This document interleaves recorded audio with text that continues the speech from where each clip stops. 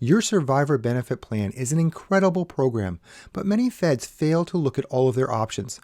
This can lead to inadequate coverage for your family and costly mistakes that you have a very limited time to correct. In this episode, I will share some of the highlights of the major characteristics of your survivor benefit plan, outline the pros and cons, and then share a properly designed strategy.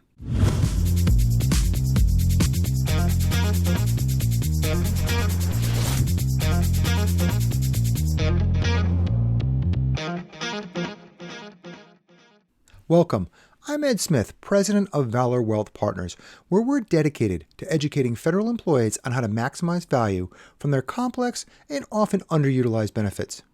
To me, financial planning is all about solving problems using all of the available resources to you. And when people look at the survivor benefit plan, unfortunately, they stop at the tool or the resource of the survivor benefit plan and don't look at all of their options.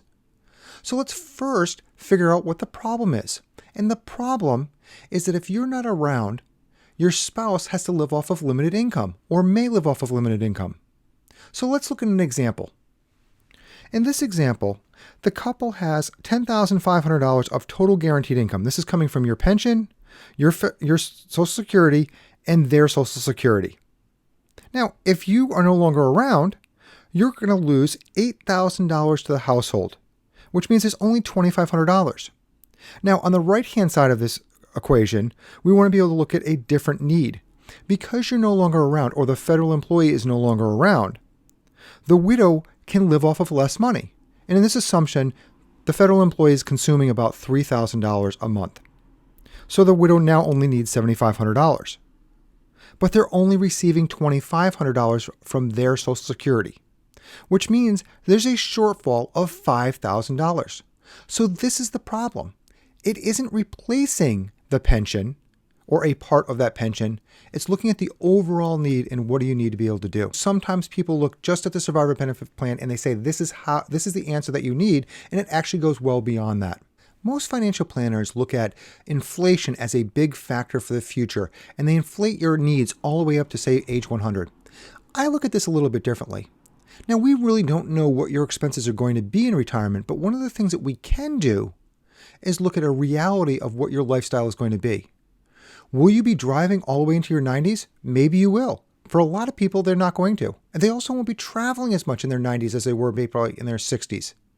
The clothes, they may not change their wardrobe as much. And their food, it might not be as exotic as it was when they're in their 60s and they're eating a little bit more and eating out a little bit more. So you have to look at what you're going to be spending. And in reality, most people's expenses go down later in retirement. Early in retirement, it is still pretty high, and we have to plan for a little bit more money early in that area. So when we're planning for this, we have to protect earlier in retirement money a little bit more than later in retirement money, but always making sure that we're not running out of money for you and your spouse. Another factor you have to look at when you're looking at the big picture or the problem is the spouse the only person you need to protect? There may be another family member, maybe a special needs child.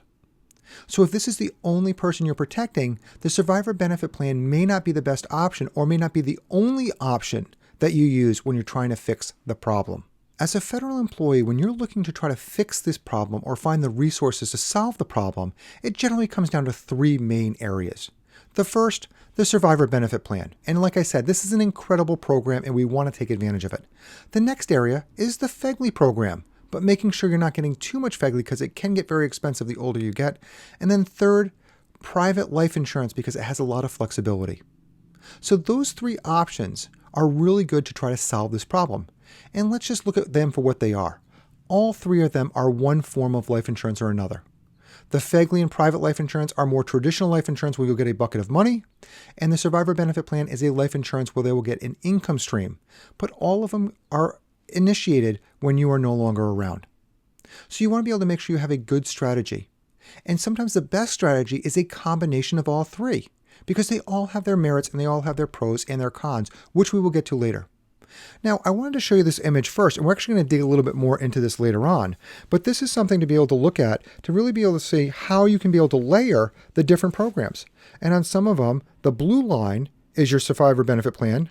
The red solid line is a term policy, and the other one is a universal life policy. Unfortunately, it's very thin and you can't see it, but the FEGLI is in there in the yellow line as well. So all three of these layered together can be a really good program if you build a good strategy. Before we get to figuring out how to solve everything, let's first look at some of these resources. And again, one of them being the Survivor Benefit Plan. Let's dig a little bit deeper into this. Now, with the pensions, they actually have two different types of Survivor Benefit Plan. The FERS, you can have either 25% or 50% of your pension. There is no variation beyond that. And depending on which one you choose, depends on the cost. Now, on the CSRS, you have a different program, and it's 55% of your pension. It's a little bit more complicated. And on this, you actually get to choose how much of your pension you want to cover. You can go as low as $22 of your pension, all the way up to the full pension amount. Again, 55% of your full pension amount. So you can't cover the whole amount of loss, just 55% of that. There are a lot of characteristics that both of them have in common. Please do your research on the program because it is very complex, and this is only a sample of some of the characteristics of the program.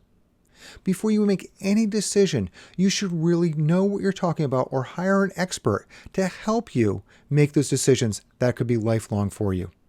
So let's take a quick look at some of the characteristics of what both the FERS and the SURS have for the Survivor Benefit Plan. One of the main reasons people purchase the Survivor Benefit Plan is to protect the health care benefits of their spouse if they were to pass away. Now, there's a requirement to have the Survivor Benefit Plan so your spouse can continue FEHB after you pass away. So this is a very big thing to be looking at, especially if you're both not federal employees and only one of you is. That spouse could have a drastic increase in benefits or lose health care altogether and only rely on Medicare. So this is a very big reason to be looking at the Survivor Benefit Plan and probably one of the number one reasons why we recommend it to our clients. The next thing you have to know is that the benefit is taxable. So it takes the money out of your pension on a taxable level, and the benefit to your spouse is also taxable, which doesn't make this too attractive because it's a reduced amount that your spouse is going to receive. Both your premium and the pension amount may go up with the COLA increases. Now, I said may because not every year do you get a COLA increase. So it's something to be looking at that it will most likely go up. But if it does, just know that this is a more costly program the longer it goes on, but the benefit will increase as well. But remember how I talked about that not all of your expenses will go up in retirement? So is that a benefit that you need or not? You have to decide that of what your lifestyle is going to be. For most people, the coverage is for their spouse. But for some feds, it also can be covering a former spouse if the divorce decree states it and you have a court order stating what they will be receiving as a part of your pension. And the Survivor Benefit Plan was specifically put into that divorce decree. For other people, the Survivor Benefit Plan may be covering children. Now, this is children that are underage or still at college in a specific age, or children that have special needs. But the children with special needs need to be documented with the federal government so they can qualify. If your children weren't documented as a special needs child while you were still employed, you may have issues of getting them your Survivor Benefit Plan. So please look into this. If your spouse passes away before you do, then you will no longer be paying the premiums for the Survivor Benefit Plan because nobody will be taking advantage of that program because there isn't a spouse in your life. Now, on the other side of the equation, if you get married into retirement, can you get the Survivor Benefit Plan? And the answer is yes, but you'll have to pay back all of those premiums that you missed, plus interest on those premiums as well. So it can be very costly to be protecting somebody later on in life if you get married, say, 5 or 10 years into retirement. It is available, but it can be very, very expensive. So you have to look at the numbers of where that makes sense to you. An area that most people don't even realize that they have is that while you're working, you may have the Survivor Benefit Plan already for your family. Now, you do have to meet certain qualifications, and please go and look at what they are. I don't want to get too in-depth of what they are today, but there are qualifications, and most people qualify for the Survivor Benefit Plan while they're working, and they don't even realize that their family is protected in this way. And so they might get too much life insurance or something else because they don't realize how much this benefit is. But please check the qualifications. And if you do qualify, this could be a huge lifesaver to your family if you're no longer there. The last area I want to cover that both of these have in common is what happens if you make a mistake on the paperwork or you start planning too late. Well, if you start planning too late, you might not have as many options as you did as you planned earlier, like life insurance. You might not have time to go through the full underwriting process, which may mean that you have to take a risk of hoping you get the life insurance and reducing that survivor benefit plan, or taking the full survivor benefit plan because you don't know if you're going to get that life insurance. On the other side, if you make a mistake on the paperwork, you have 30 days after OPM finalizes your paperwork to make a correction. You also have 18 months after OPM finalizes the paperwork if you want to increase your survivor benefit plan or you want to initiate it to begin with. So you do have a couple of windows there. But no, the 18-month window is only for increasing and initiating. It is not reducing it or making other changes to it. So you have to be very careful when you put the paperwork in, it's exactly what you want. And the best way to do this is to start early. So many times federal employees come to me 3 months before retirement, a month before retirement. I even have some people coming to me a couple weeks before retirement. I am very limited of what we can do and how we can be able to save you some significant money on the survivor benefit plan because we just don't have time to do the proper planning. And we're rushing things to make sure that we're getting it done properly. But sometimes it does take time to make sure we get the best strategy for you. So please, I can't say this enough, start earlier. And as you're going to see later on in some of these examples, you can even start decades earlier than what people think for planning for the survivor benefit plan.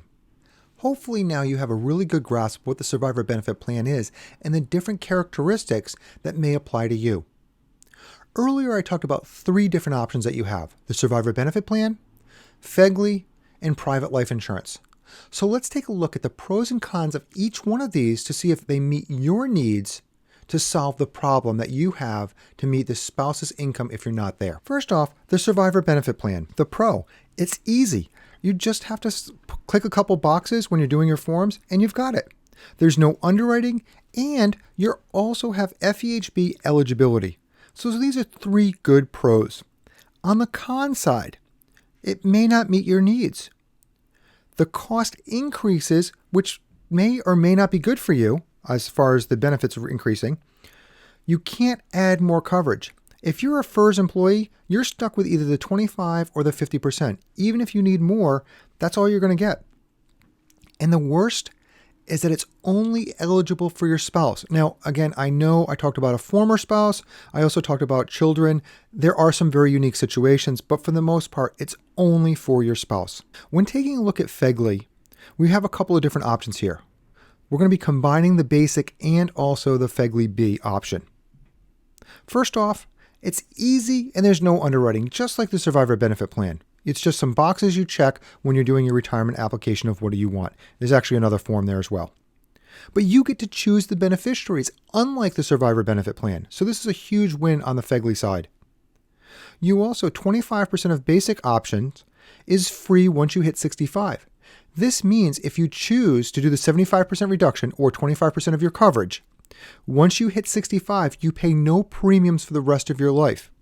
This is big because life insurance gets very expensive, especially in the later parts of your life. Unfortunately, this basic option may not meet your needs, and then you have to go into that FEGLI B, which gets very expensive, and you have a lot of cost increases. It also additionally could be very costly, especially when we're talking about that FEGLI B or other options available. So both of the government programs that you have that are very easy and require no underwriting have some benefits and negatives. If you look at the private life insurance side, you have a little bit better options or better choices because you have flexibility. You can customize it to meet your needs, not just how much you have, but the insurance company that you choose.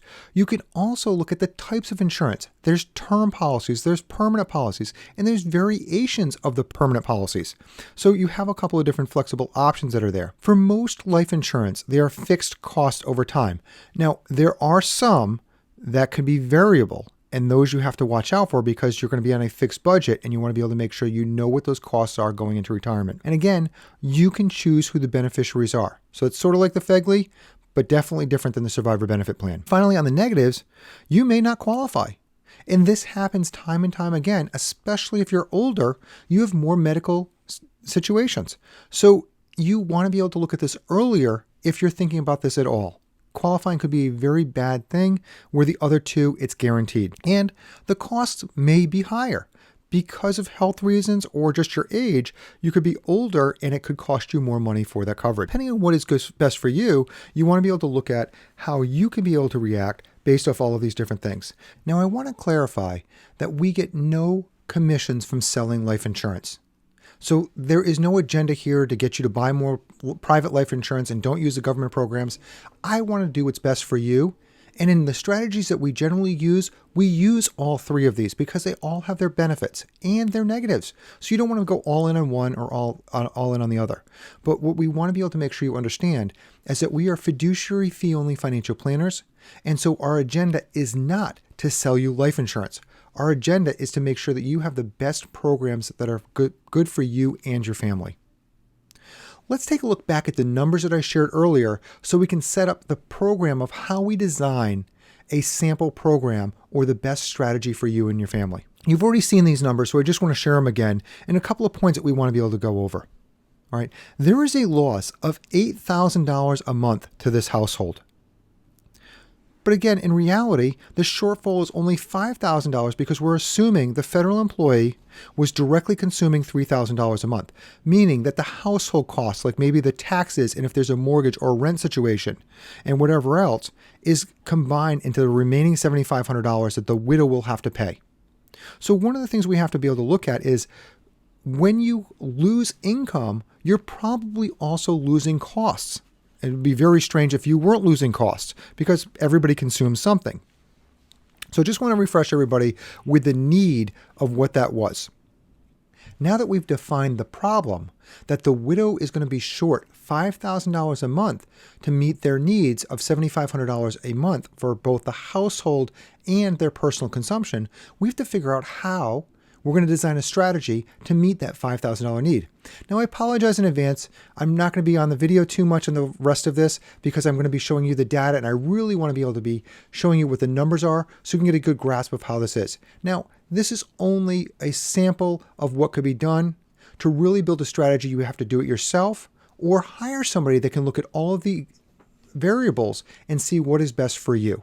So again, it's only a sample to try to get the points across of how to be able to do this, not a specific example of what you should be doing for your family. There are a lot of ways to be able to tackle this, but first was defining the problem, which we have done, that you're short $5,000 a month. So let's look at this and look at the options that you have as a federal employee to protect your spouse. So here it is, $5,000 a month to income replacement. Now we've looked at two scenarios. The one is the strategy that I'm going to call the solution that we like. And then there's the 50% of survivor benefit plan. Again, we're looking at a FERS. And the reason why you can see that it's a FERS is because if it was 55%, then it would be CSRS. But it's 50%, so it's a FERS. Okay.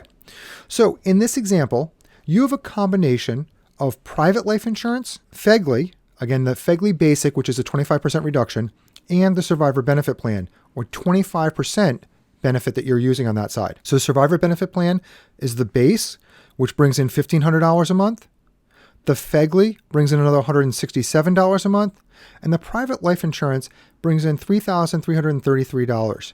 Now, when we're looking at this example, one of the things that we have to be able to try to figure out is where are these numbers coming from?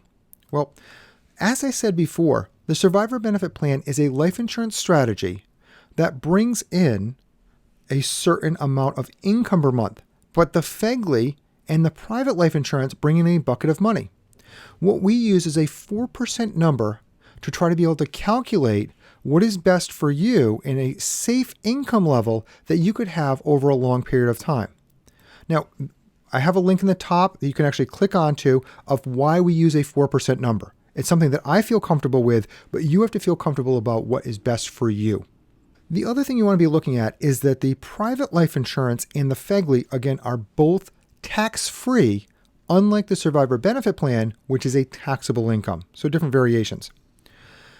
On the 50% of survivor benefit plan, as you can see, the blue section or survivor benefit plan is double that of the other, which means you don't need as much private life insurance. So that's great how we're solving that need for $5,000, but what about the costs? Let's look at if you were 60 years old and you're going to start looking at this program. Now, there is going to be a little cost between 60 and 65 for the FEGLI basic, but it is a very minimal cost, so you can't even see it on here, so we actually left it out of this equation to not confuse it too much. But with this, starting at 60 years old and getting life insurance policies at this point, you would be looking at roughly $1,400 a month between the cost of survivor benefit plan and that private life insurance. If you were to go with just the 50% on the survivor benefit plan, you would be down around $1,200. So you'd save almost $200 a month by going with the survivor benefit plan. And you're like, well, gee, why would I ever go with this strategy over the cheaper option, which is a survivor benefit plan? And the reason is because of some of the combinations and some of the characteristics we talked about before. Meaning the only person that can get it is your spouse, or that the premiums will increase over time. So while they're cheaper now, will they be cheaper in the future? You have to look at that option. Going a step further of looking at this strategy, let's look at if we bought the life insurance when we were 50 years old versus when we were 60. So we were planning ahead a decade earlier than we retired, and what can we be able to do? When we look at these numbers, you could be saving between $200 to $300 a month if you just start planning a little bit earlier. Imagine what you could save if you started planning at 40 years old or even at 30. Now, at 40 and 30, you're like, well, geez, why would I start planning for my survivor benefit plan so early? Well, most likely you're going to have a young family and you're going to need insurance anyway. So if you can be thinking ahead, you can get the coverage you need today and also the coverage you need earlier, but just getting it at a cheaper cost. A lot of times people only look at like a term policy to cover the immediate need, but they forget that this survivor benefit plan or this protection could be a huge benefit for their future. And if they plan earlier, you could save a lot of money long-term for your family. As you can see at 50, these numbers are getting a lot closer to one another. That's because of planning earlier and using this strategy. So now we've outlined how we're going to solve the problem and also how we're going to pay for it. But there's another fact that we really have to look at here that we haven't addressed too much, and that's time. And what's going to happen to the different plans over different variation of times. When you look at the two strategies here, again, the strategy plan and the 50% of survivor benefit plan, you can see in the top right-hand corner of each one of these graphs that they're very close in number. Just about $37,000 of a lifetime cost for the survivor benefit plan and the private life insurance. Now, I've broken up the private life insurance on these examples. The red is what's called a universal life policy, which is a policy that will last for the rest of your life, just like the survivor benefit plan. And then the red with the lines is a term policy that is only going to last a set period of time. In this example, it's 20 years. So between 50 and 70, it's only going to last that period of time. There's a reason why that cost will go down. Because if you were to pass away in that time, remember how we were using a 4% number? Well, here, when you're getting closer to mortality, that 4% number can go up to maybe a 6.5%, maybe even an 8% number of a distribution, because you don't have to protect for as many years, which means you can have a higher percent. It is a little bit more complex, but there are reasons why you wouldn't need that life insurance to cover for the rest of your life, and it's something that you should really address but really understand before you start making decisions like this. When you're looking at the different options of the plan, a couple of things might stand out to you. One of them is the COLA or cost of living adjustment on the bottom one goes up a lot faster than the other one. It's actually going up at the same rate, but it's more drastic because it's twice as much as the top one. So the blue line on the bottom, because it's more, it goes up to a higher level. It's also less of the private insurance, so a different type of protection there. On the top one, you'll see a lot more protection, or a lot more cost, should I say, earlier in life between 50 and 60. And the reason is because you have other things that are going on. You might have to be kids that are still in college, or another reason why you want to be able to protect your family. So there probably is still a need into your 50s of why you still might have a high life insurance amount. But what this is doing is combining both your survivor benefit need and your need earlier in as a mid-career employee. Another thing to factor is that when you start getting into your 50s, your FEGLI-B goes through the roof as far as a cost. They just go up so much. If you haven't seen our video on FEGLI-B and the dangers of this, please take a look. The link is up at the top so you can take a look at that. But what you really want to be able to see is, why would we want to go through private insurance versus FEGLI-B? That helps answer that. Hopefully that descriptions and all of that data that I just threw at you was very valuable to you and you were able to understand what we're talking about. If for some reason it was complex or I said something that was a little bit confusing, please put a comment section in there. I always want to make sure I'm getting better and the things that I'm explaining are coming across clearly. So please make us be better by giving some comments. If it was great, please let us know that as well. Hit that like button so we know to create more content like this. And if you really liked it, we have an ebook that you can download for free if you don't want to watch the video again, or if you want to share this with one of your colleagues that you think could be very beneficial for them. Maybe they're looking at retirement or they haven't even started looking at this, but there might be a concept that could be beneficial for somebody that you care about. In summary, I just want to say that the earlier you start this planning, it could be the most beneficial for your family and save you a lot of money in the long run. We want you to get the best advice possible, so please find unbiased, conflict-free advice. Thank you for your time today, and I look forward to talking to you in the next video.